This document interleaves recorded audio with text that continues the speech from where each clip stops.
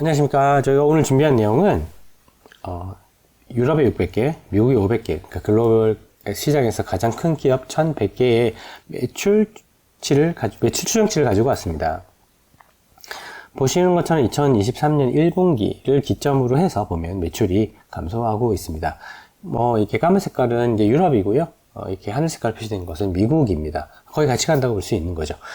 그리고 이제 기업의 매출로부터 비용을 뺀 게 보통 이익인데요.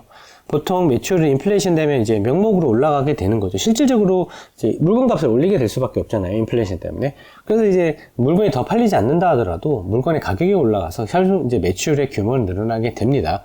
따라서 그때가 마치 이익이 늘어나는 것처럼 느껴지고 그 다음에 이제 비용이 올라오게 되는데 인건비랑 그 다음은 이제 회사가 돈 많이 버네, 인플레이션 심해졌네, 나도 월급 올려주십시오 라고 이제 얘기를 해서 추후에 이제 비용이 올라가서 처음에는 마치 이제 인플레이션 때문에 이익이 증가하는 것처럼 보이다가 매출이 꺾이고 그리고 비용이 올라가는 부분이 이제 동시에 반영되면서 사실 이익은 많이 위축되는 그림을 인플레이션 후폭풍으로 저희가 맞게 됩니다.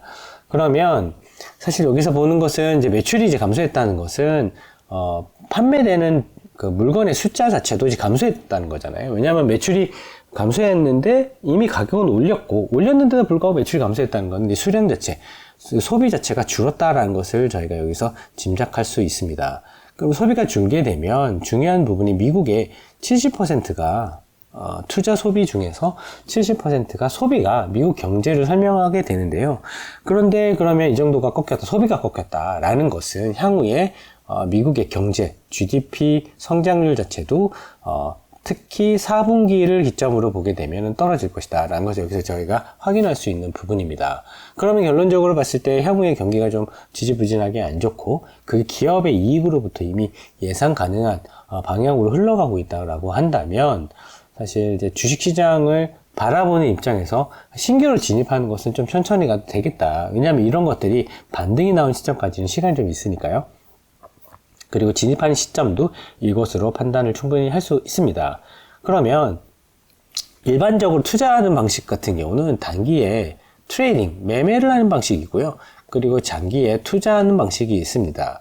사실 이런 단기에 매매하는 방식 같은 경우는 전문가 그룹이 인력과 그리고 시스템을 갖추고 있기 때문에 일반적으로 개인보다 훨씬 더 유리한 투자 방식이나 투자 전략을 가질 수밖에 없습니다. 물량이나 질적인 측면에서도 어쩔 수 없는 부분이죠. 그렇기 때문에 이러한 단기적인 사실 사람들의 마음을 막 들었다 놨다 할 수 있는, 투자 심리를 흔들 수 있는 단기적인 뉴스플로우에 흔들리지 않는 것이 중요한데요. 그러려고 하게 되면 장기적으로 투자할 수 있는 종목이나 투자 테마를 잡는 것이 맞는 것 같습니다. 단기에 어떤 열병처럼 왔다 갔다 하고 있는 부분을 통해서 저희가 마켓 타이밍, 즉 매매의 어떤 시점을 잘 잡아서 나는 이익을 보고 남들보다 잘해서 돈을 벌겠다라는 생각을 하게 되는 순간 이런 이제 글로벌 투자 전문가 그룹하고 경쟁을 하시게 되는 거거든요.